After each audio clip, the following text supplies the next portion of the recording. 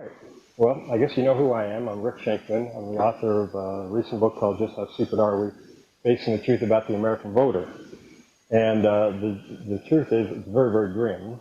So what I'm going to do is kind of bring you real low. You're going to get a little depressed, and then hopefully toward the end we'll kind of bring you back up. All right. First, I want to find out what you guys are hoping to get out of this. So, you look lively. Tell me, what are you hoping to get out of this? Anything in particular? Interesting anecdotes. Interesting anecdotes. All right, good. We'll have plenty of those. All right. So maybe you have your ideas of how to fix this problem? How to fix it. All right. I do that at the end. That's where I'm bringing you back up. So we will address that. And how about you? What are you hoping to get out of this? Just kind of how over time this has come to, and why the American populace thrives on media sound bites and uninformed, totally irrational, no debate. Just why? Why is it happening? Other than the fact that TV exists. Well, TV is the big section in my book, and it's a big part of this talk. So we will certainly talk about TV. Yeah, Matt. Explain Sarah Palin. Sarah Palin. Yes, and it was funny. When I first saw Mike Huckabee run up in the primaries, and I saw him on television, I saw how charming he was, I thought, oh my gosh, this guy's going to be the next president of the United States. It was only because he lacked the party machinery or any kind of an on-the-ground team, a setup, that he isn't the nominee of the Republican Party. But just in terms of who he is and the way he appeals to people and the whole schmaltzy routine that he has, I thought, sure, here's the guy who's going to be president of the United States. So we just miss having a Mike Huckabee as the nominee versus Obama, I think by this much, because he didn't know enough about running for president. Usually you have to run once or twice before you kind of get the hang of it and know that, oh, I've got to put teams on the ground in various states, we've got to have organization. He didn't get any of that. He just thought it'd be enough to kind of stand up and do a comedy routine. But he could have been president, and he might still be a future president of this country. All right, any other, before I get into it, this is good. We're the parameters of the All right, let's talk about this being a very historic election. Whether you're for Obama or you're for John McCain, there's no question this is an historic election. But look at the things we've been talking about. The Michelle Obama fist bump, Barack Obama's bowling score. I have a friend of mine who works in the Obama campaign, and he told me that the Reverend Wright business had a much smaller impact on their internal polling than Barack Obama getting a low bowling score of 37. That was what really seemed to resonate with people negatively. And they really had to work hard to overcome that impression that the guy couldn't bowl. Let me read you a quote from the New York Times. This is from a year ago, just when the campaign was beginning. And here's how the New York Times, 9/23/07, starts off the story about the campaign. Barack Obama gets morning breath. Elizabeth Edwards felt her rib pop during some good loving with her husband John. And Rudolph Giuliani, by the testimony of no less than his third wife, is a really high testosterone guy. Wow, this is even the New York Times, and look at the level of the debate. It's insipid. Let's keep going. Let's talk about Fred Thompson. How on earth did he become suddenly a bona fide candidate for the Republican nomination? Now, it went nowhere, but still people were taking him seriously. He was on Meet the Press. They were writing about him like he was going to be the next Ronald Reagan. What was it? He was a senator, of course, but we've had lots of senators from Tennessee, which he produced another presidential candidate, Al Gore. But what was it? He was a movie star. He'd been a television star, and he played a good guy. If he had played bad guys, nobody would have considered him presidential material. Well, he played good guys, and that left a good, warm feeling for Americans. So he was suddenly taken seriously. You remember the CNN YouTube debate during the primary? They actually had a snowman asking one of the questions for the presidential candidates. What is going on here? This is one of the most serious questions we have to face as American citizens. And try to figure this out. How is it that you're a world superpower, and at the same time, the level of our debate is so incredibly insipid and shallow? Well, we did just have the political conventions, and they were serious affairs, weren't they? Why, we had fireworks, we had razzle-dazzle speeches, Some of them were nasty, some of them were positive, but there was kind of a circus atmosphere to them. We had Michelle Obama and her kids. We had Sarah Palin and her kids, including a baby with a bad cowlick. And of course, we had country music at both conventions. It used to be you had country music at the Republican convention and rock and roll at the Democratic convention, at least since Bill Clinton in 1992. This time, both of them were featuring country music because, well, they're trying to have the music that the ordinary voter can really relate to. So, again, I ask, what is going on here?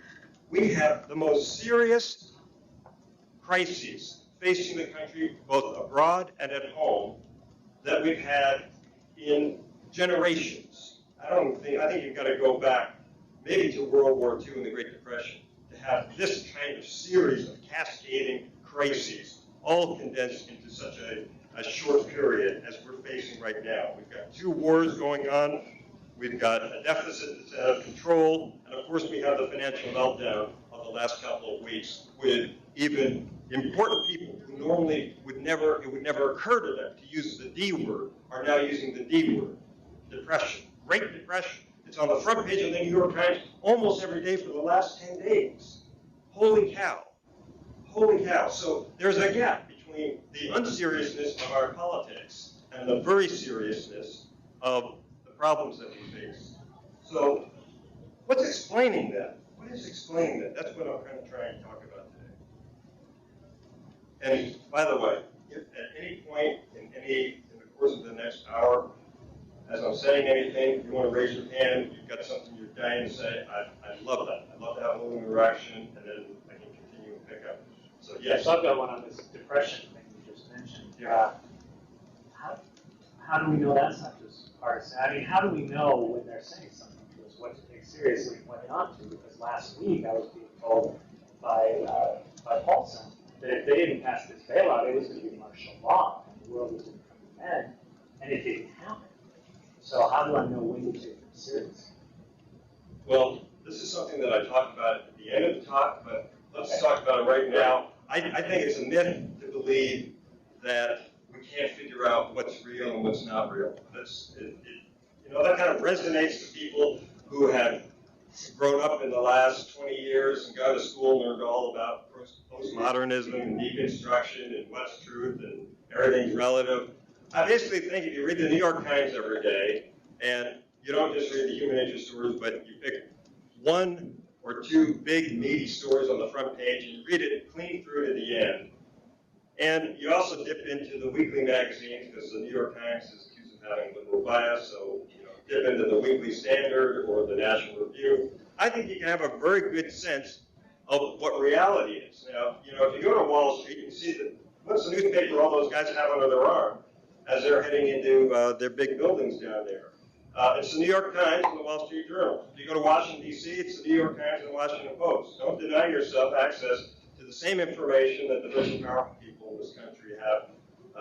They're using the New York Times for a reason. It's fairly reliable. It's fairly comprehensive. With all of its flaws, and I've got lots of things I can say about that. But reality is not all that difficult to grasp.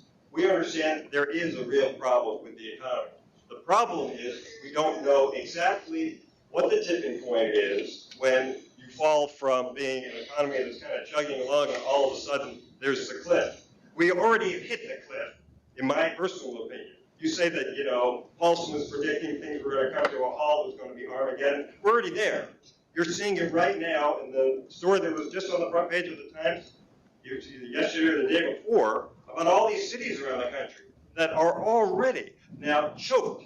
They cannot find the credit that they need, and as a result, they're right now literally stopping projects, building projects, highway building projects. We're already there. It's just there's always a lag between what happens in the financial markets and the credit markets, and then what you actually see on the street. You're not going to see homeless people walking on the street by the millions or by the tens of thousands the day after the credit crunch hits. That takes a lag. As a historian looking at the Wall Street crash of 1929, one of the things that becomes very clear to you is that things didn't happen like this overnight. We think of it as the crash. In fact, after the Wall Street stock market crashed. It went down, and then you know what? Within 2 years, it was all the way back up, almost to where it had been before the crash. And then 1932 hit. And that's when the Great Depression really begins. So we went 2 years after Wall Street crashed where still people were getting up. They were thinking, oh, it's not so bad. You know, you're still going to business. Hey, the stock market's going up again. Speculators move back in. Everything's fine. It takes a while to unwind a very complicated economy like we've got. Now, in terms of the big question is this $700 billion, is that going to do the trick? On that, nobody knows. I mean, that also comes through clearly if you read the stories all the way through the end. Paulson, Bernanke, they have no idea. Nobody knows because we are in uncharted waters. And just the big picture, why are we in uncharted waters right now is because for the last 30 years, we have been on a credit binge like nobody else has ever been on in world history. Both the corporations, individually, and the government. We have all been living on borrowed money. Now, I remember in the 80s when Reagan first started going into this borrowed money strategy for the government, people were frightened about it. If you remember, Howard Baker, the senator from Tennessee, said that it's a riverboat gamble to have these huge tax cuts and a big military buildup, which is what Ronald Reagan planned in his first year. It all seemed to work out. I have to admit, after a decade, 2 decades, 3 decades of it, I thought, well, okay, Reagan's bet paid off. We can live with a lot of debt, which is what Dick Cheney said, if you remember a few years ago. Reagan proved that deficits don't matter. Well, maybe they do matter, but the time frame was too short. I thought 20 or 30 years would have been enough, but maybe we're coming, maybe this is holiday right now. Maybe we're finally catching up. Could you tell me the second mic? One on the back? Yeah? Because it's getting feedback. Hey, oh, turn this one off? Yeah. Let's take this. Thanks, Ed. We're good? Yeah. Does that answer your question? That does. Okay. All right. Here, and we continue. Like I said, I'm going to bring you down, I promise. I'm going to bring you up at the end, but it's difficult given what's going on right now. So, here's what we've got. We've got this situation where we've got this great gap between politics as it's practiced now and the serious nature of the challenges that we're facing. What's going on? Why is this? Why are we not talking about the important issues in a serious way? It comes down to a very simple answer. And as a historian, I tell you I resist simple answers. But in this case, I've been thinking about these issues for a long, long time, and I have finally reached the conclusion there is a simple answer to this one. And we don't talk about all the serious subjects because the American people can't have a debate about those subjects. We talk about those things that are issues that are susceptible to public debate, to mass public debate. And that is why we talk about Michelle Obama and the fist bump. That is why we talk about Barack Obama's bowling score. That's why we talk about the candidates' sex lives, because everybody can have an opinion about those things. You don't have to have a PhD in political science or history to be able to discuss these subjects and to weigh in and have an opinion about them. So we have this problem of we're not talking seriously about things. And in the absence of talking seriously about things, we let the ignorant drive our public debates. It's always a race to the bottom. I got one question here, then. Yeah, I mean, just kind of my observation on that is I think people try to use, I don't know if the word's transference or something, but they say, you know, their idea is that, you know, if someone does something in their personal life, and that's how they're going to act in office, and I think that's why people like to talk about personal lives so much, because they think it actually affects. They do. There's no question about it, and I'll get into this in a little bit, but there's no question that that's an assumption people make. I happen to think it's completely erroneous. It is, we talk about the things that have to do with people's personal lives because we all can understand that. And so as a result, what happens is we glom onto those things we can understand. And those things that we cannot understand, we ignore. I was a liberal arts major. Okay? You put me down in the middle of a physics class. And you know what? The whole conversation is going to be taking place over my head. I'm going to be in the back of the room reading a comic book or something because I'm not going to be able to take part in that conversation. Well, because we can't have that kind of a conversation in the country. We don't want people turning away bored, so we talk about all the things that can get a reaction from people. And that's where it's kind of a rationalization that the pundits and people draw the conclusion that we can figure out whether somebody's going to make a good president by whether or not they lead a chaste life. We make that leap. It's not historical. I mean, I wrote a whole 350-page book on the history of presidents, and you go through there and you can note all the different times when there wasn't a one-to-one relationship between personal conduct and ability to actually handle the job. Yeah. It seems to go further than that, because it seems like people are kind of obsessed with electing someone who's exactly like they are. All right, stop. I'm going to get into that. I'm going to get into that. Right now, we're just talking about why the public debate is on such a shallow level. Yeah. Okay, and let's talk about this. Yeah. Sorry, are you going to talk about what led you to that conclusion? Sure. As opposed to I'm going to get into any others? Right this second. Right this second. Let's talk about what social scientists have discovered over the last half century. Basically, for 50 years or so, they have been measuring the content of what the public knows. And what they have discovered is that there's a fairly consistent pattern over the last half century or so, where Americans just don't seem to know very much. And that's true of Americans in the 1950s. It's also true of the 1980s. Unfortunately, it's also true that by certain measurements, we know less than our parents and grandparents, which is shocking. For instance, in the 1950s, if you asked Americans to articulate a difference between the Republicans and the Democrats, only 10% could not come up with something.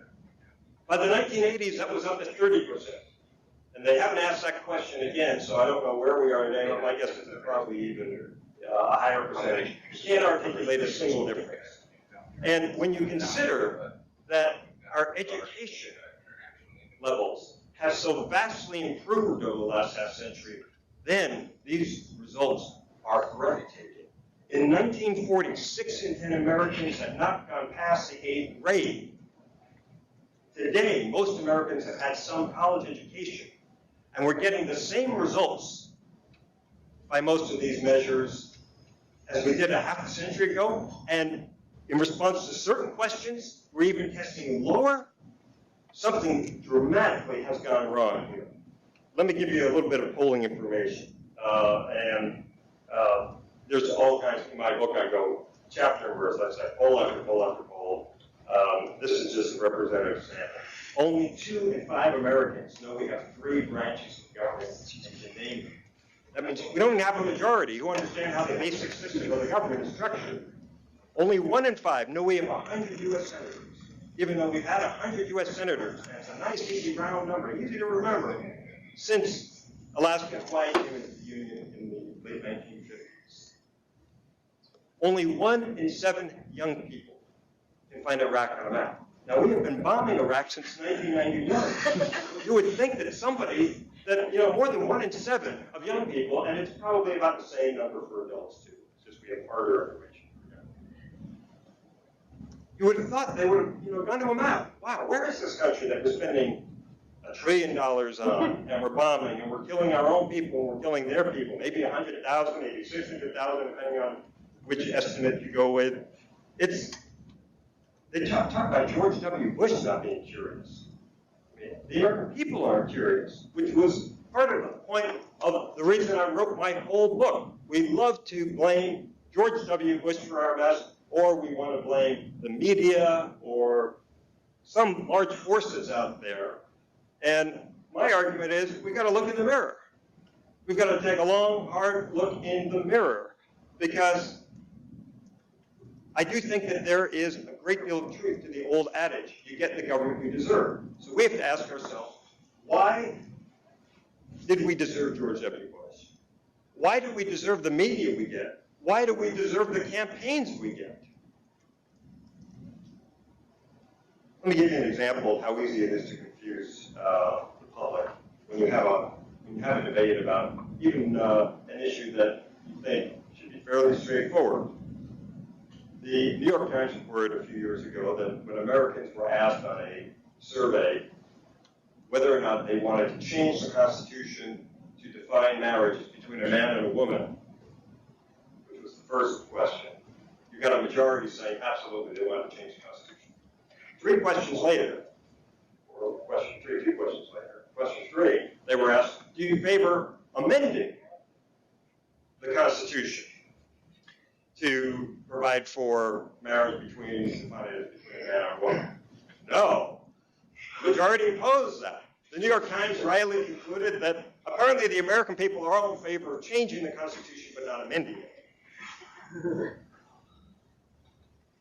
Ignorant voters, which is, I think, what we have. Ignorant voters are, unfortunately, sitting ducks for wily and manipulative politicians. Now, if you happen to think that politicians aren't wily and manipulative, then fine, we can get by without smart voters. I don't happen to think that's the case. Our politicians aren't angels, so we do need smart voters. And it's not just George W. Bush who's been wily and manipulative. The politicians in both parties are. Although I do think anybody fair-mindedly looking at the history of the last 20, 25 years would have to conclude that Democrats do tend to prefer a rational debate. Republicans prefer an emotional debate where they're willing to use demagoguery, I think, a little bit more often than the Democrats. Let's delve into how manipulation can really damage our politics and lead to the most unfortunate of consequences. Because some critics of mine have said, well, you know, this is kind of trivial stuff that Americans, you know, they can't name their congressmen, they don't know who their senators are, they don't know the length of terms of a congressman or a senator, or they can't even name the vice president of the United States. Who cares? There are shortcuts that they use when they go in the voting booth. They talk to their friends, find out who their friends are going to vote for, or they vote their party, or they look up to see what the Seattle Times is recommending on the editorial page, and they follow that. I don't think the shortcuts work, and here's the reason why. Here's hard information that boggles the mind when you start thinking about it. On the eve of the Iraq War, some 60% of the American people believe that Saddam Hussein was behind 9/11, despite an absence of facts for that. Now, I know that people will say, well, they were misled by Bush and Cheney, who were dropping all these hints that Saddam somehow was connected with 9/11. But a year later, the 9/11 Commission came out with its big report, which was plastered on the front pages of every paper in the country. News media, television and radio covered the findings in detail. 9/11 Commission report said there was absolutely no connection between Saddam Hussein and 9/11, and still 50% of the American people believe that there was. Now, if you can't get the basic facts right about the most important event of our time, I don't see how you can place much hope in our democracy. It's very, very difficult. And this ignorance drove public policy. 80% of the people who supported the war back in 2003 cited this misinformation that Saddam was behind 9/11 as one of the chief reasons why they favored the war. It wasn't just WMD. The media's got all hung up on WMD, but they forget that, there was also this connection between Saddam and 9/11 that was made, and that was just as bogus as there being WMD over there. Now, I will say that, I do think that there were intelligent reasons to be for the Iraq War. I personally was opposed to it, but there was an intelligent case to be made for it and an intelligent case to be made against it. But claiming that Saddam was part of 9/11, no, that's not part of it. Senator Pat Moynihan of New York always had a great line when debates like this occurred. He'd say, well, you are entitled to your own opinions, but you're not entitled to your own facts. How can we run a democracy if people get the basic facts wrong? To me, this is a 10-alarm fire, and we didn't talk about it. We still haven't talked about it. Why is that? Well, Democrats naturally are celebrators of democracy and having a lot of confidence in the common man, so they don't want to have that debate. And Republicans, they don't want to have the debate because they've been winning elections. Up until 1980, Republicans always did use to draw attention to weaknesses in public opinion. And that actually contributed to the health of the system, because the public is not always the voice of God.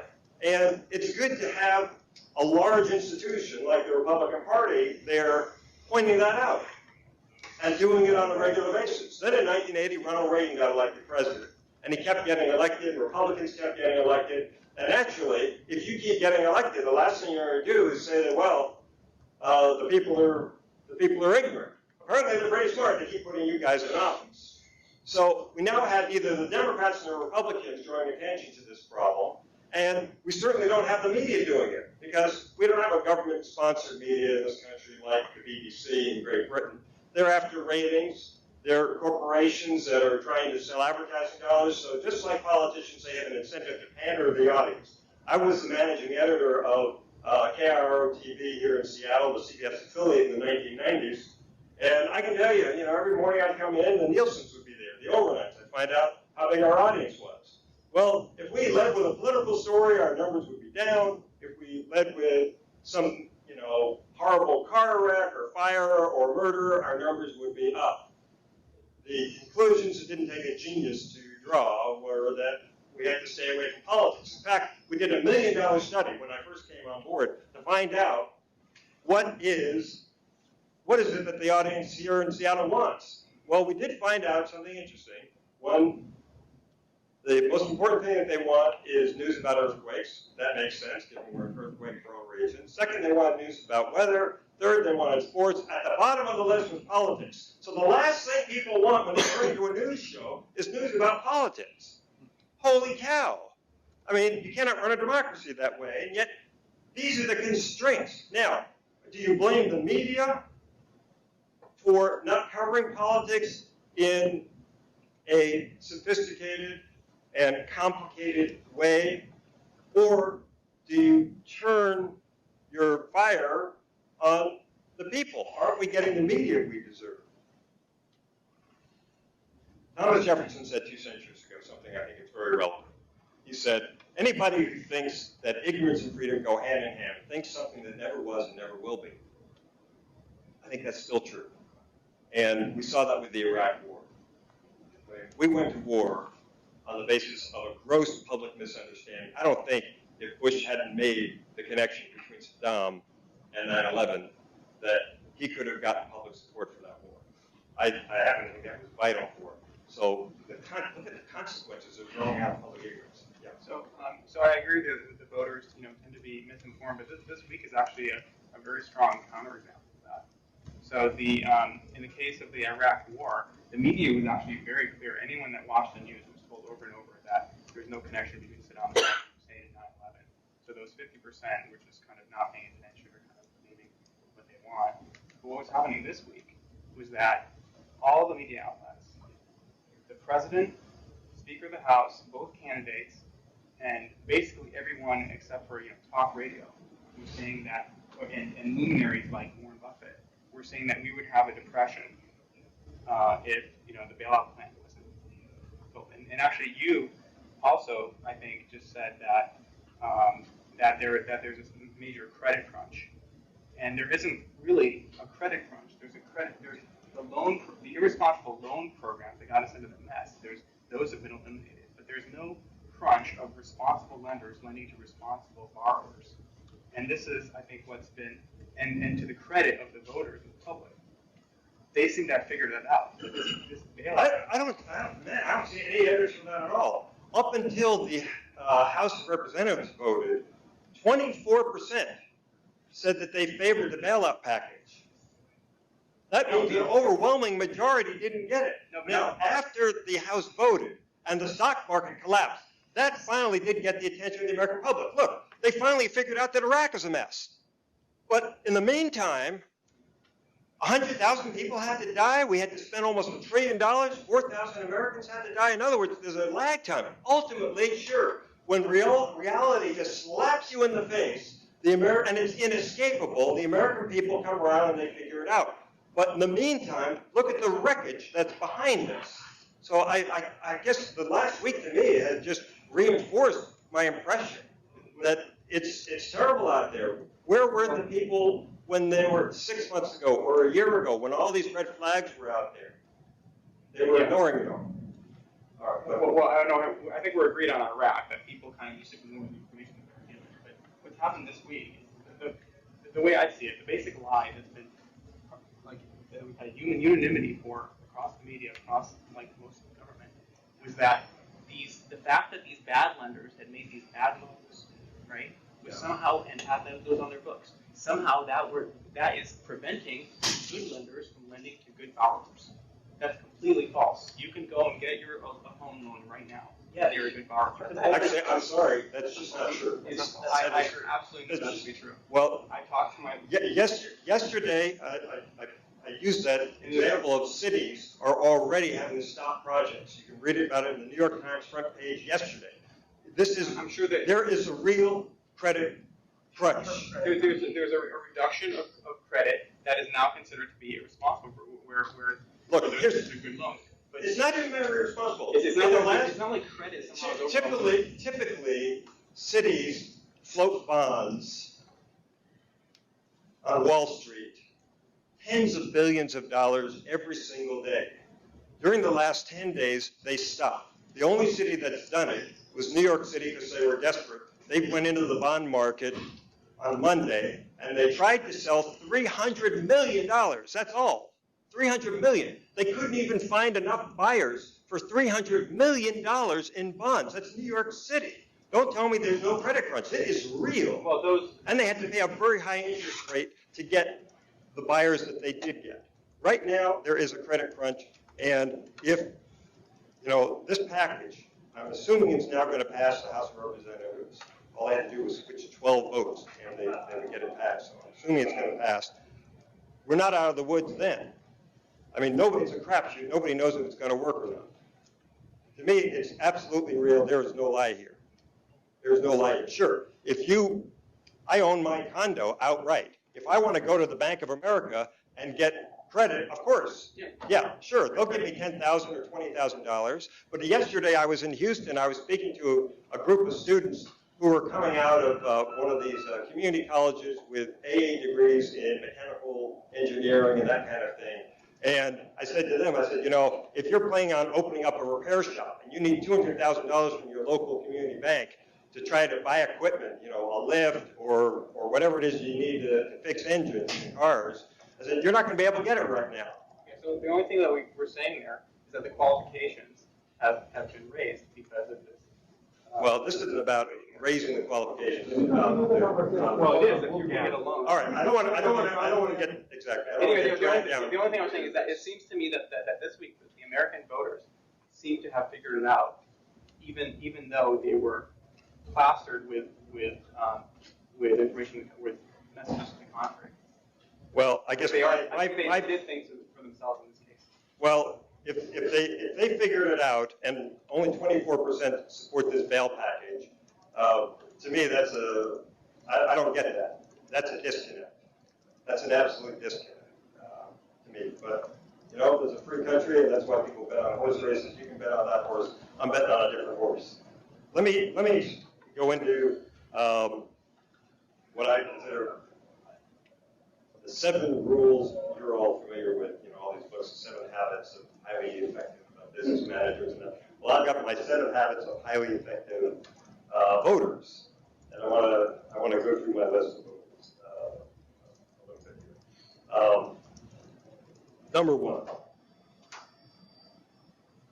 don't believe what anybody says on the campaign trail. Candidates don't believe half of what they're saying. Why should you believe it? Remember when George Herbert Walker Bush said, read my lips, no new taxes, at the 1988 Republican National Convention. And then 2 years later, he signed on to the largest tax increase in American history. And people were shocked that he broke his promise. Bush's reaction, he was shocked that people were shocked.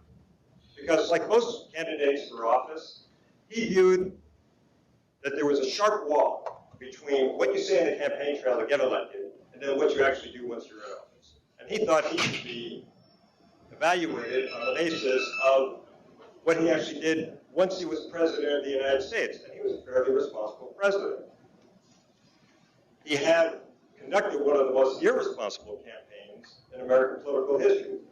Lee Atwater, his political guru, had turned what should have been an election about substantive issues into stupid stuff about whether or not Michael Dukakis was a card-carrying patriot, or was he a card-carrying member of the ACLU? He was not patriotic.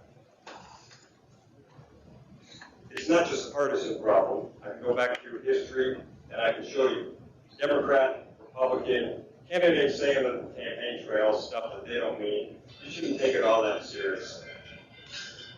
1932, Franklin Roosevelt was running for president. He gave a big speech at a stadium in Pittsburgh where he said that Herbert Hoover was running these enormous deficits, and if he's elected president, he's going to wipe out these deficits and restore good old-fashioned virtue to our accounting system. We're going to have balanced budgets again.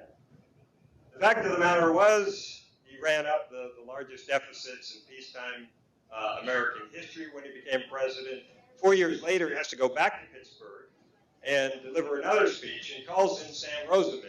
I'll give you the anecdotes if you want it. He calls in Sam Rosamond, his speechwriter, and he says, Sam, go back and look at that speech that I gave in 32 and see if you can reconcile it with my record. Sam goes away, he comes back a short time later and says, Mr. President, the only thing that you can say about that speech in 1932 is to deny that you ever gave it. This is what happens in American politics. I've got other examples here, but I want to move on. Rule number 2, watch the news as if it were a scene out of Alice in Wonderland. You know, the story of Alice in Wonderland, it's white rabbits wearing gloves and talking, which sound pretty absurd, and saying, well, that's nothing compared to American politics. Now I'll give you another anecdote. Yitzhak Rabin was the prime minister of Israel. He got he was assassinated by a right-wing nut, and the president of the United States, Bill Clinton, decided to lead a high-level delegation to Israel to attend the services. He invited on his plane, among other people, Newt Gingrich, the Speaker of the House. They fly to Israel. Bill Clinton gets out the front of the plane where all the cameras are. Newt Gingrich gets out the back of the plane, no cameras. Newt Gingrich is furious about this. A few months later, when he and Bill Clinton mix it up on the budget, and Gingrich is faced with the question of, do I shut down the federal government or do I cave in to Bill Clinton's demands? The issue was Medicare payments. Gingrich decided that he was going to shut down the government. And he actually gave a press conference in which he said one of the reasons why he decided to do this was his pique at the disrespect the president had shown to him as the Speaker of the House at this funeral, the occasion of this funeral. Well, as if that's not crazy enough, what happens? The federal government is shut down for 2 weeks. That means all the White House staffers have to go home, except for the Secret Service, who were grandfathered in there. And that left the White House interns running the place. The president wants a pizza one day. The only people around are White House interns. That leaves Monica Lewinsky delivering her pizza to the Oval Office. And you know where this story ends. It ends in the impeachment of the President of the United States. Now, look at this string of events, and you tell me that Talking Rabbits is any stranger than this story. It's incredible. Why is it important to remember this? Because as you read the paper every day and you pay attention to American politics, I can tell you there are going to be moments where you want to take out a gun and start killing people because it's just so insane. So it's good to remember this, to keep your sanity. I'm going to continue because I'm running out. It's good to remember this because you got to keep your sanity here, otherwise you become a fanatic. And we've had too many fanatics already in American history. All right, rule number 3. Close your ears anytime a candidate starts sounding like they grew up in a log cabin like Abe Lincoln. What's going on here? Why do we always hear from our candidates that they were just like Abe Lincoln? Because we have so many ignorant voters. There's an absence of facts in our day-to-day conduct of public debate. In that vacuum, myths have poured in to fill it. So we have myths rather than facts because people don't know facts. And if you try to have a conversation where you're talking rationally about a lot of facts, you'll lose them. Now, what are myths? Myths are grand narratives rooted in our culture and our society. And they help define who we are and what values we cherish. And they're very, very important to Americans in particular. If you grew up in France or Great Britain or Italy or Germany, you have a common ancestry with all of your neighbors. You've lived there for thousands of years by and large. So there's not a question of your identity. For Americans, we're all immigrants except for the Native Americans, and that means we don't have a common ancestry, and that means that we have had to define ourselves in terms of our myths. Myths like the American dream, myths like all men are created equal, myths that George Washington was the greatest man who ever lived. And when I use the word myth, that doesn't mean that it's false. It just means it's a grand narrative that we use to help define who we are and what values we cherish. When presidential candidates give speeches, they are always looking for some myth, some grand narrative to relate to the audience so that they'll make a bond at a very basic DNA cultural level, and we will all feel close to that. The myth that they push the most is the log cabin myth. Because, by the time you're running for president of the United States, you do not have really much in common at all anymore with the ordinary guy. You're chauffeured around in big limousines, you probably have a private jet, you're hanging out with billionaires, not only millionaires, but billionaires. So you have to come up with something, though, to create a bond with the ordinary people. Because the ordinary people are the ones, ultimately, who decide these elections, right? They've got the votes. And once the masses got the vote in the 1820s and 1830s, our elections turned on which candidate could create a bond with the ordinary person. Before the masses got the vote, this was never part of our politics. But once the masses got the vote, this became the dominant theme of every election, which is why you get the insane situation where you even have George W. Bush, whose father was president of the United States. His grandfather was a United States senator. He was worth $14 million when he ran. He was the governor of Texas. His father was worth even more. They have a mess in Maine. But he was going around the country pretending like he was Joe Blow. And despite the fact that he had gone to a prep school, he went to Yale, he went to Harvard, he tried to come across as an ordinary guy. That was contrived. That was deliberate. It is not because he is an ordinary guy. In 1978, when he first ran for Congress in Texas for his first election, he came across as the man that he was. Prep school, son of a famous person, lots of privileges, and he got creamed. And he made a very conscious decision after that. When he was going to get back into politics in the 1990s, he was not going to run that way and run a campaign that way again. That was not the way to electoral victory. Al Gore, the other opponent in the election of 2000, his father was a U.S. senator. He grew up in a hotel in Washington, D.C. He went to St. Albans, one of the finest prep schools in the country. He then went on to Harvard. He, too, was a child of privilege. But when he went around the country, how did he connect with voters? My mother was born a poor girl in East Tennessee, at a time when poor girls were not supposed to dream much, he'd say. She worked in an all-night coffee shop as a waitress for 25-cent tips. And then when he really get going on the theme, he'd talk about how when he was a lad, he himself plowed the muddy fields on his grandpappy's farm in Tennessee. This is all the log cabin myth. So if you are puzzled by our politics and want to know why there's this war on elitism, why you can't own up to being intelligent, why Barack Obama, who was a law professor for 13 years at the University of Chicago, for heaven's sake, has had to dumb himself down and just seem like he's just Mr. Folksy. It's because he is trying to connect to the audience. When you listen to a speech, I always recommend that you listen to it two ways. One, let it wash over you and feel what the candidates want you to feel. Then, rerun it through your mind and figure out, at those points when you were really connected with the guy, and he was really saying something that powerfully, emotionally got a jolt out of you, take a look at that, analyze it. My guess is most of the time, it's because it's played on some myth. And myths are used by politicians to powerfully connect to their audience. They do it with a lot of Kevin myth most often, but there's also the American dream myth. Barack Obama's candidacy is based on the American dream myth. If a guy with a funny name like him, whose father was from Kenya, could be president, any boy could be president. That's the myth he's playing on.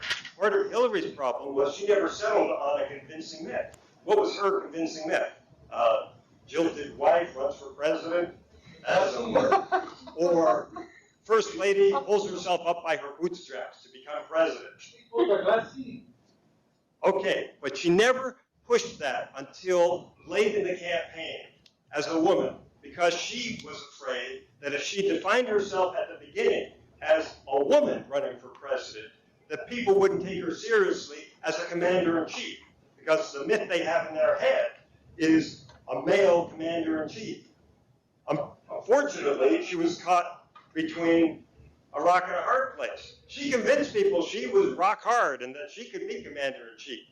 But in the meantime, she met that myth, but she didn't have a convincing myth to answer Barack Obama's. And his was just so overwhelming, especially when you throw in race. Any black person could be president. Wow, that just had a powerful connection to people. And I think that far above all the other problems with her candidacy, that ultimately this was the reason why she lost. She could never, I'm not saying she couldn't have come up with a convincing myth. She never managed to. She just never managed to. Anybody else before I keep going? Well, you said that voters work from very little information. Yeah. So it's unlikely that's going to change. I mean, there has to be a simple message that will somehow reach through, the telephone game until it reaches voters. All right. Well, we're getting a little bit ahead of myself, but I'm close to it. I'm close to it. Let me go on to Rule 4. Rule 7 is where I do. Rule 4. Never pay any attention to the claim that they're running to help the country. Think of it as like a trial when both the defense and the prosecution stipulate to certain facts. Let us just stipulate that both the Republican and Democratic candidates are running to help the country. That doesn't really help explain who they're about or what their character is about. I spent several years writing a book called Presidential Ambition, how the presidents gained power, kept power, and got things done. And the conclusion that I reached in that book was that the prime driving force for them was ambition. The reason they run is because they cannot not run. And when you look at all the presidents, you find this pattern of ambitiousness is powerful. Abraham Lincoln, he'd had all of 1 year's total formal schooling, but at the age of 23, he decides to run for a seat in the state legislature. He gets defeated, and he runs again 2 years later. This time he wins. At age 23, I don't know where you were at 23. My guess is you weren't running for a seat in the state legislature. James Garfield was president of a college at 26. Teddy Roosevelt ran for a seat in the state legislature at 24. He ran for mayor of New York City at 28. Even Warren Harding, that non-entity of a president, he was a publisher at age 19. FDR was a state senator at 28, vice presidential candidate at 30. Lyndon Johnson was a congressman at 29. Nixon, vice president at 39. Bill Clinton, governor at 32. And on the altar of their ambition, they were willing to sacrifice their friends, their principles, their families. In many, many of the cases of presidents I studied, they even ran over the objections of their own wives. You cannot generalize that all the presidents, because That is certainly not true. I studied all the presidents. I could only find a few, and we're talking, Not all. well, none who were elected. What do you mean? That they None. Gerald Ford was unelected, and he does not have this. He did not have display the same level of ambitiousness. Every elected president, except for one, and who's the one? And even in his case, it's complicated. I don't dispute ambition. Let me- ambition the president, but it's not that all the presidents wanted to run for office, and I can give you an example. We're talking about their ambitiousness. We're talking about their ambitiousness. Sure, there were generals who didn't make it their life's work to run for president. They wanted to be generals. Zachary Taylor is a good example.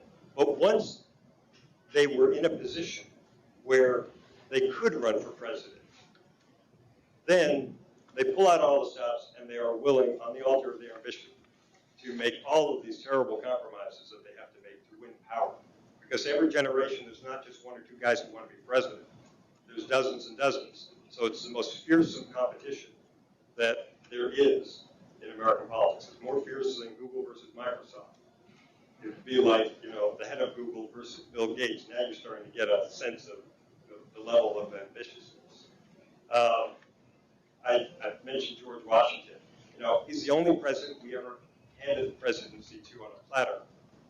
And in his case, he didn't want to be president. Let me finish.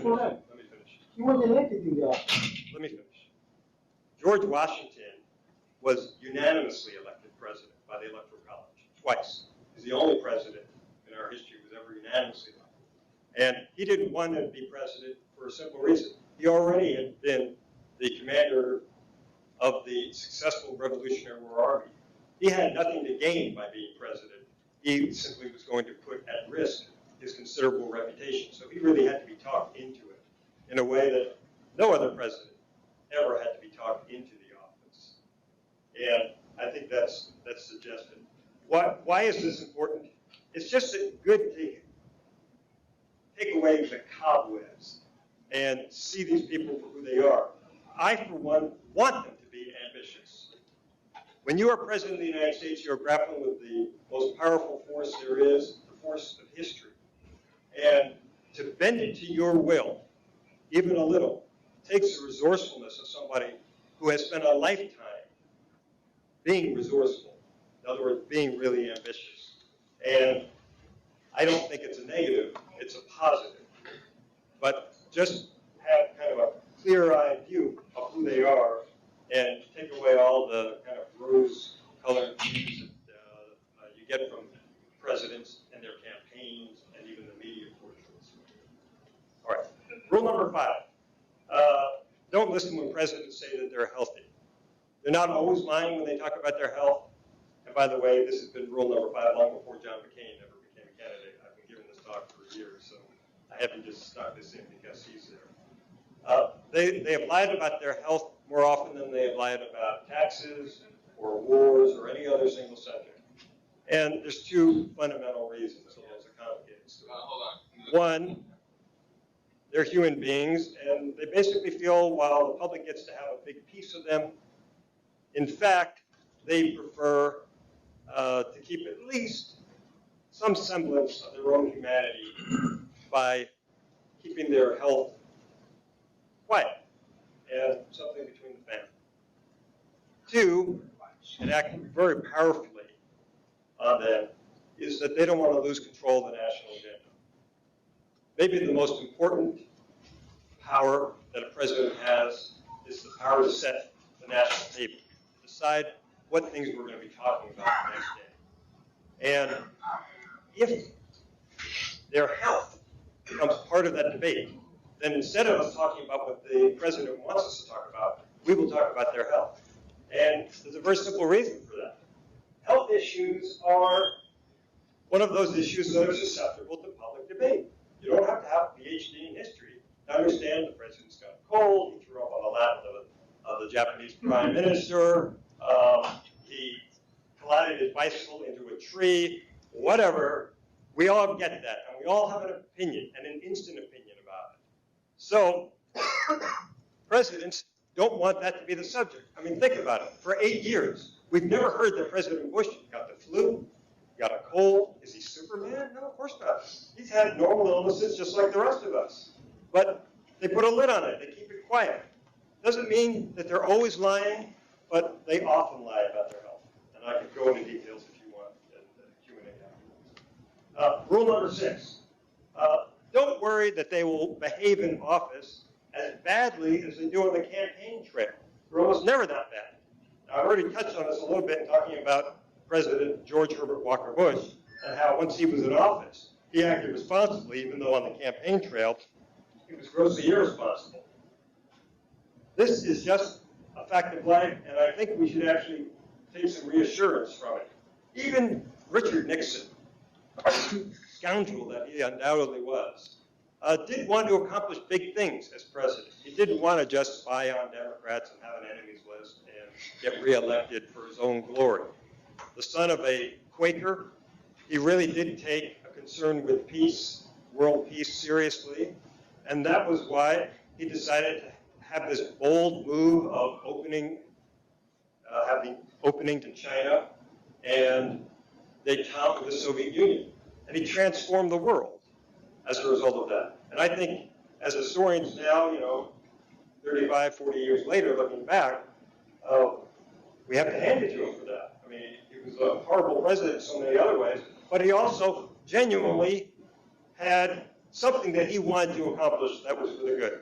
And it's helpful to keep that in mind because, again, this is where I'm trying to lift you up here, you read the paper and you just think, awful, awful, awful, awful. Well, yes, awful, awful, awful, but there's also another side, and it's helpful to keep that in mind, to keep some semblance of balance.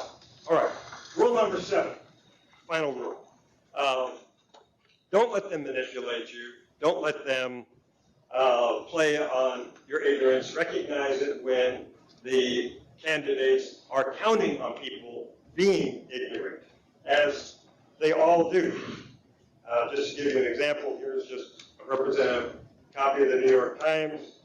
Right here is page 1 story about how John McCain was misrepresenting Barack Obama's tax plan on the campaign trail. And he's done that for the last 3 or 4 months since he locked up the nomination. Obama says his plan, and outside groups looking at it have agreed basically that he's going to cut taxes for 95% and raise taxes for 5%. McCain is going out there and he's saying he's going to raise taxes on every American. Well, he's counting on people being ignorant. So one of the things we have to do as intelligent voters is recognize when the candidates are counting on people being stupid and ignorant. That's helpful. Now, what should you look for in a presidential candidate? I think we have to do 2 things. We have to, 1, look at them in terms of individuals, because that is important, but not limit ourselves. Their agenda is vitally important. It's not just a contest between 2 candidates.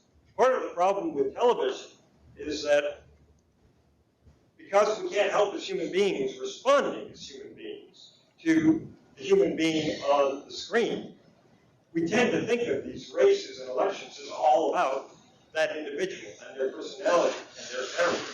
Of course, we conflate personality and character, even though they're 2 separate things. What should you look for? Well, of course, they're a commander-in-chief. So you have to be able to think that they're going to be able to fulfill that responsibility. But they're also the moral leader-in-chief, they're the educator-in-chief, they're the visionary leader-in-chief, they're the realistic leader-in-chief. In the 1930s, when most Americans were isolationists, one of Franklin Roosevelt's big responsibilities was to reel us back in and say, we can't be isolationists. We are part of a big world out there, and we need to confront that, come to terms with that. One of President Bush's most serious failings is he has been all vision, no realism. He hasn't been the realistic leader-in-chief in Iraq. He's had his head in the sand, like an ostrich, and that's been a problem. In addition to thinking about them as candidates, we have to think about them as representatives of their party. Now, the media no longer pay any attention to party platforms. I think that's a mistake. Party platforms actually give you clues to what presidents will stand for, because they do have to be responsive to their own parties. While they're president of the United States, they're also the leader of their parties, and they can't get too far out of line with what their parties believe. So if you want to have a sense of what a candidate's presidency is going to look like, look at that party platform. It gives you a clue. And certainly, if you don't share the agenda of a candidate for president, don't vote for that guy. No matter how sterling his character, unless the person on the other side is such a schmo that you just cannot bring yourself to vote for. But it's rare that we're in that situation. Now, Sarah Palin, we're the presidential candidate versus Barack Obama. I would say that, okay, she is so not presidential material that even Republicans should be voting for Barack Obama, whose agenda they don't share, just because the alternative, the thought of Sarah Palin as president, is just inconceivable. We'll find out tonight if she can hold her own in the debate with Joe Biden, or if he's going to make some serious mistakes, which he's going to. Now, let me step back. I want to do the big picture, which is answering your question from the beginning, which was the forces that have made our politics the way they are. Here's my bottom line. Today, voters are largely on their own when making decisions. And what the last half century has proven to us is that voters on their own will not make rational choices very often. About the only time they're rational is when they have to recognize success and failure in kind of big picture, which is why after several years of the Iraq War, they finally figured out, oh, it's a failure, and they've reached that conclusion, and it's pretty fixed with that. If you go through bad times, like we're going through right now, they get the idea of the party in power, which has obviously been the Republicans for most of the last 8 years, the White House and the Congress. They're going to hold them accountable. So in that kind of big picture sense, the public acts rationally. But generally, on all these other issues that face us, they don't act rationally. And how do we get to this point? How do we get to this point? Well, the way the system was set up was the voters were never supposed to be on their own. They were supposed to be helped by mass institutions called political parties, which were a sterling invention of American politics in the 1820s and 1830s. Once the masses were given a vote, in other words, once men without property were allowed to vote in state elections and national elections, and millions started voting, then they were supposed to relate to the political parties. And the political parties were going to act as a middleman between the voters and the government. And the political parties were going to help educate the voters about the issues. Now, sure, our campaigns from that moment on often had a dumb quality to them. You had the candidates trying to pretend like, they were all born in log cabins, even when they weren't. But still, there was a little element of rationalism to the process, because the two political parties each stood for something. They stood for something different. And people, over time, got it. They got the idea that, oh, if I'm a Democrat, I believe in this. If I'm a Whig and later a Republican, I believe in this. And that helped provide a semblance of rationality to American politics that has been missing in the last half century. And what's happened in the last half century? Television has happened. It has been a terrible influence on our politics, a disruptor of patterns that have been that served us well for a century and a half. The political parties helped kill, television helped kill the two political parties, and we've never recovered. Right now, the two political parties are basically now like mafia magnet. They run around the country to raise money so candidates can put 30-second spots on very expensive television shows. Those 30-second spots provide the chief source of information for voters about where the candidates stand on issues. That's the point we're at, which is frightening. We're selling politics like Palmolive and Tide, and it doesn't get any deeper than that. That's it. 30 seconds. If you can't reduce your message to a bumper sticker in American politics, you lose. As soon as you have to explain something, you're on the defensive. That's because people just don't know much. Television it's too easy to say television is wholly the problem, but it is a major part of the problem. And let me give you an example of how it transformed our politics. Just another anecdote for you to tell your friends.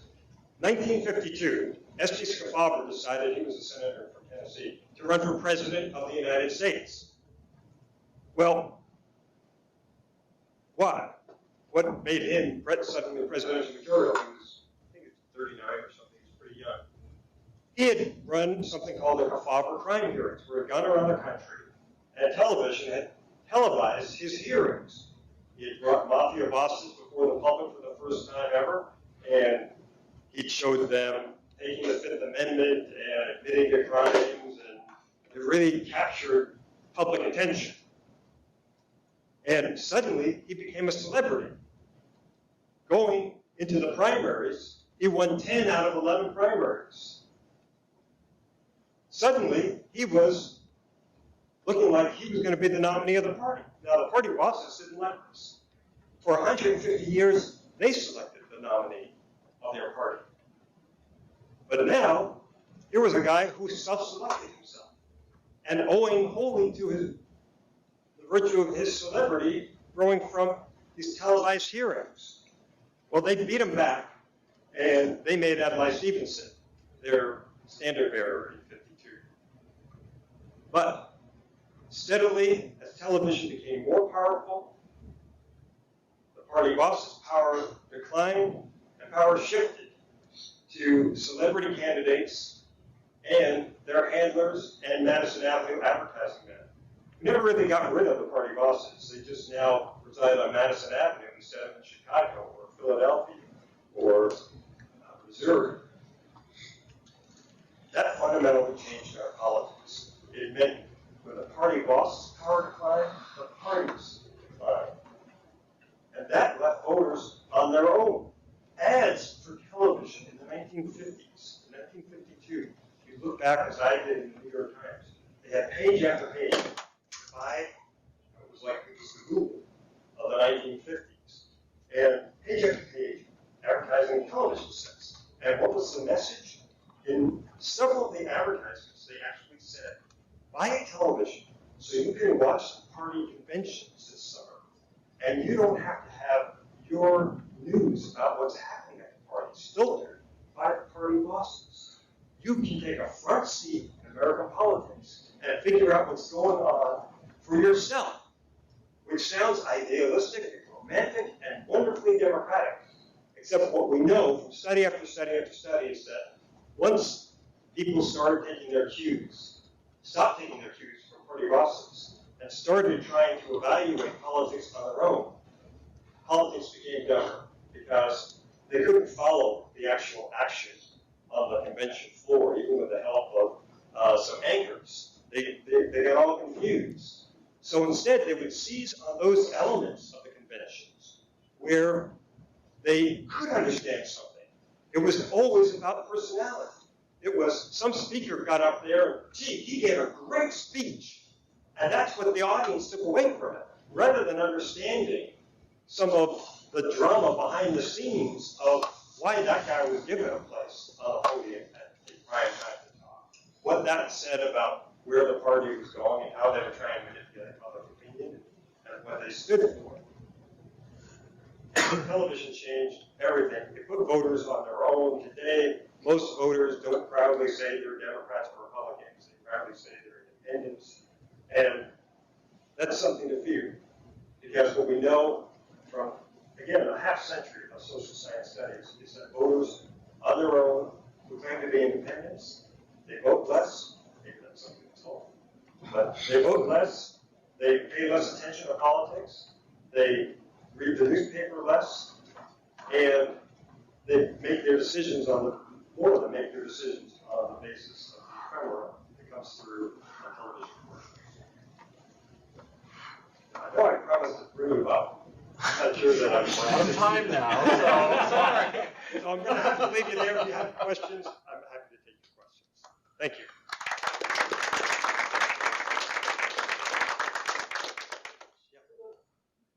First, thank you very much for coming to us. Sure. So I think, This is like the lion's den. I didn't realize it was going to get into it. But We get it's all the good. information through the 30-second spots. So. Yeah, okay. what was the reason that you wrote this book in the first place? What motivated you to write this book? I couldn't believe the 10-alarm fire, and nobody was talking about it after the Iraq War, and 60% of the American people not knowing, thinking that Saddam Hussein was behind 9/11, and he wasn't. To me, that was a huge subject, and nobody was talking about it. I couldn't believe it. And I decided I want to write this book. And also, just, I mean, there's never any single reason for why an author writes a book. I also had read George Lakoff's book, Don't Think of an Elephant, and I was so appalled by the argument he was making that Democrats were losing elections because they weren't framing issues properly. To me, that was so shallow that I thought I've got to correct the record. I've got to introduce another element into the national public debate. And that's what I've been trying to do, which is why I'm coming to small groups, large groups, I'm going on TV. I'm trying to get this onto the national radio. We have got to break the taboo and actually talk about weaknesses in public opinion. I don't actually argue that the people are stupid. I think that would be as stupid as saying that the American people are smart, which sadly you hear from politicians all the time who are pandering to them. I don't want to insult them in the same way that politicians are pandering to them. But I use a hot word like stupid in the title because I thought that a more accurate word like ignorance just wasn't doing it. We've got a major problem here, and I wanted to kind of shake people and say, look, this is tantamount to stupidity. So I have two quick questions. So your book is based a lot around the general, political ignorance and the apathy that comes from that.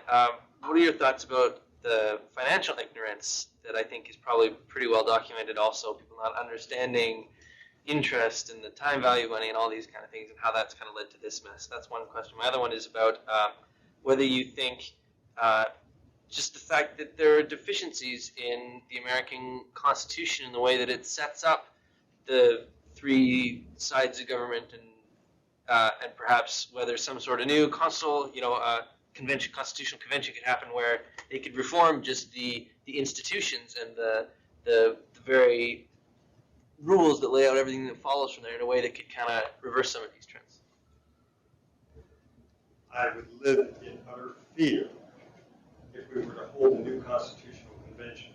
You know that if you put up the Bill of Rights for a vote, the American people would vote it down. We know this. It's serious. We know it. I can't imagine we could improve on the work of the founding fathers. Those dead white men from 2 centuries ago did a good job. What they were trying to do was to borrow a line from a writer in the late 19th century, was create a machine that would go of itself. We could elect pygmies to office, and still the machine would chug along. And we didn't prove that. We have proved that. But there's no guarantee. As Arthur Schlesinger Jr. said in a speech that I saw at the 9th Century Washington Manhattan about a year before he died, there's no guarantee that democracy is permanent. We shouldn't delude ourselves into thinking that democracy is permanent in America. The founding fathers designed the Constitution on the assumption that democracy is not permanent. In fact, it had never succeeded anywhere in the history of the world over a long period of time, and certainly not over a large country like ours. That was uppermost in their mind. They believed fervently in self-government. But the examples, history was littered with examples where, in fact, it didn't work. So they wanted to be very, very careful. They tried to not argue from principles, but from reality. John Dickinson was a Delaware delegate to the Constitutional Convention, and he had a line that I love to quote. He said, reason, experience must be our guide, because reason may mislead us. Now, here at don't know if that works or not. I don't know if you argue strictly from theory or if you take into account experience. But the Founding Fathers took experience into account much, much more than theory. They weren't worried about theory. They wanted to know what worked. And they studied governments in Greece and Rome, and then the state governments to figure out what actually worked. And this contraption that they came up with, it's kind of an unwieldy contraption. It has succeeded for 2 centuries, and I think it's because it was grounded in reality. Now, in response to your earlier question about, the first question about finances, I'm not sure people are just as ignorant about finances, but, and this opens up a whole other discussion, they're actually a little bit more clued in than they are about politics. In the 18th century, Ben Franklin went around saying that we're all politicians now. In the 20th century, he wouldn't be saying that. We're in the 21st century now. In the 21st century, he wouldn't be saying that. We're all consumers. We live in a consumer's republic. We know the price of a gallon of gas. We know the price of a gallon of milk. And we don't know the name of our senator or congressman. And that means that we actually know, because we have direct experience with, like a mortgage or getting a loan, we actually have, I think, a higher IQ of finances. Not high finances, and certainly not what's going on Wall Street, where even the titans of Wall Street didn't quite understand it. I mean, credit default swaps, I had to become an expert in the last 2 weeks. Credit default swaps, I'd never even heard of it. And now to find out that there's $62 trillion that fell under the value of credit default swaps, that this was insurance that people were taking out on these mortgage securities. Wow, you know, I pride myself on actually keeping up on it. So, no, the average person has no idea about that kind of stuff. But basic finances, they kind of did get that because they had direct experience with it. But it hasn't prepared them for meeting the complicated challenges that we are now facing. This is why you have to have faith in leaders. And, you know, we don't have faith in our leaders anymore. In 1960, and before that, when you asked Americans, do you have confidence in your leaders, corporate and government leaders, 75% was the answer. 75% of Americans said yes. Ever since Vietnam, Watergate, and Iran-Contra, we've been down to around 35%. Briefly after 9/11, in a crisis, we rallied around the government, and that shot up to somewhere in the 60s. But slowly it fell back, and now we're back to 35%. And probably right now, given how grim things are, we're down around 20%, which is why you could have a situation, it just happened last week, dramatic as could be. The President of the United States, the Secretary of the Treasury, the head of the Fed, the partisan leaders of both houses of Congress, all saying that they had to pass this bailout, and still the House of Representatives said no. Right. Now, that's to me, a shocking lack of confidence in your leaders. If people don't know very much, they do need to have confidence in their leaders. Democracy doesn't really work unless you have confidence in your leaders, because the analogy I use in the book is democracy is like a bus. And it used to be that we elected a driver, and then he drove the bus. And then every 4 years we changed the driver. We put him up for election. Now, it's like 300 million of us all have our hands on the steering wheel, because we've become a much more democratic country. Through initiatives, referendums, through direct primaries, and through constant polling, what the American people think actually controls, to a great extent, what our government does, except when special interests can take charge in Washington and backroom deals, which also happens. But basically, it's a much more democratic country today than it was half a century ago. And if the voters aren't smart, that means we're going to be increasingly making dumber and dumber decisions, because they're taking more and more of the control. It's a very bad situation.